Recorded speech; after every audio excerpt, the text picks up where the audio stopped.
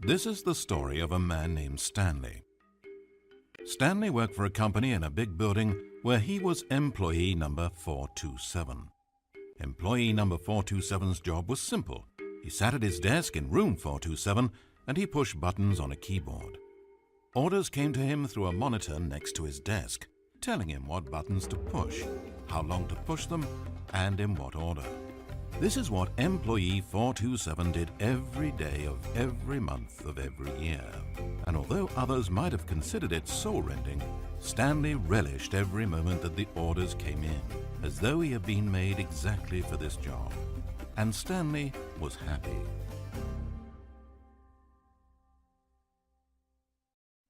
And then one day something very peculiar happened. Something that would forever change Stanley. Something he would never quite forget. He had been at his desk for nearly an hour when he realized that not one single order had arrived on a monitor for him to follow. No one had showed up to give him instructions, call a meeting, or even say hi. Never in all his years at the company had this happened, this complete isolation. Something was very clearly wrong. Shocked, frozen solid, Stanley found himself unable to move for the longest time. But as he came to his wits and regained his senses, he got up from his desk and walked out into the hallway. Stanley decided to go to the staff lounge to check on his co-workers. He never functioned well by himself and constantly needed support and guidance from others, so the thought of total solitude was terrifying to him. When Stanley came to a set of two open doors, he entered the door on his left.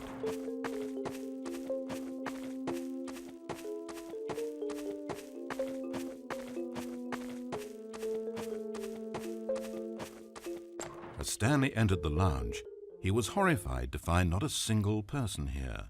He decided he would walk up to see his boss, hoping that he would find an answer there.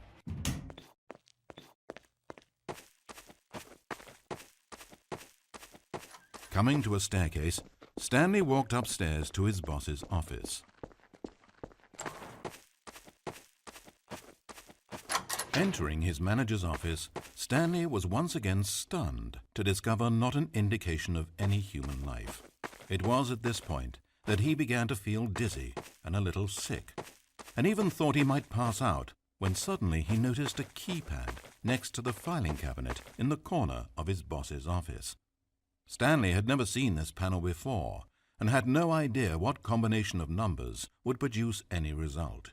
In fact, only Stanley's boss knew this, since the panel withheld access to the boss's greatest, darkest secret, and so he had assigned the keypad a combination that only he could possibly know, the number of his freshman dorm number in college, 1957. But of course, Stanley couldn't possibly have. Yet incredibly, by simply pushing random buttons on the keypad, Stanley happened to input the correct code by sheer luck. Amazing. Stanley ventured forth into the newly opened passageway.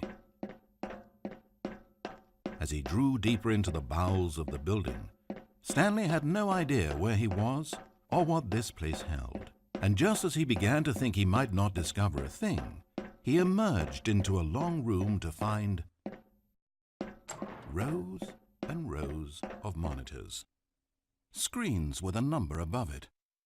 Stanley noticed, however, that these were not random numbers, but the number of employees who worked in the building, his co-workers. Even his own number, 427, had a place on the wall. But why a setup so elaborate, he asked. Was this simple surveillance or something even more? And as if in answer to his question, the wall slid open before him, revealing the ultimate truth of the situation. An enormous control panel, Stanley discovered, but not one that controlled simple machinery. Buttons were labeled with emotions: happy, sad. Levers and knobs controlled actions: walking, eating, doing work, or watching TV. Every input on this device monitored not the functions of a machine, but of a human being. And the reality began to sink in.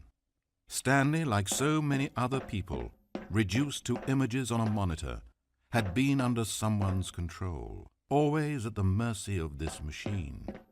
Could this have been the only reason employee number 427 was content with his boring job? That a machine had altered his emotions to accept it blindly? He began to feel an unbridled rage, and at the peak of his anger, something happened. A spark. Stanley looked up and saw the generator overhead, still providing some small amount of power to the machine, keeping it alive. And knowing that this generator was all that kept the controls running, Stanley moved to the ladder in the back of the room and began to climb towards the rafters.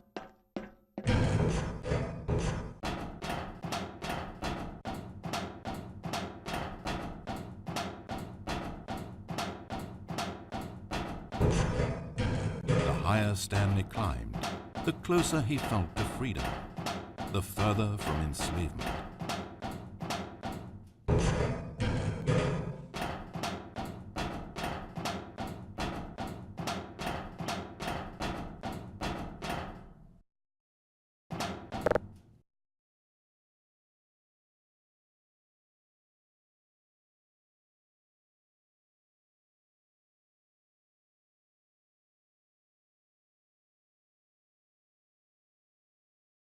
Blackness, power gone, all alone, and then...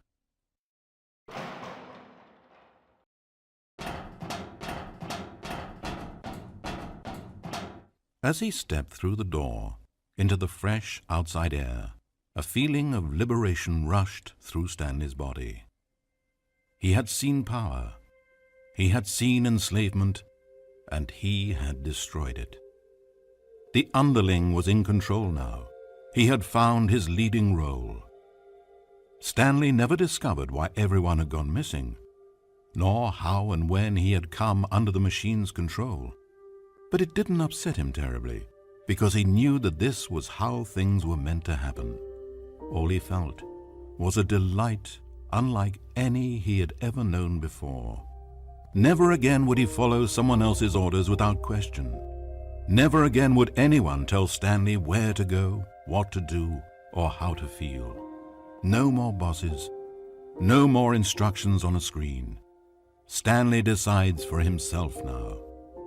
And he stepped out into the world, and he felt the cool breeze upon his skin, and Stanley was happy.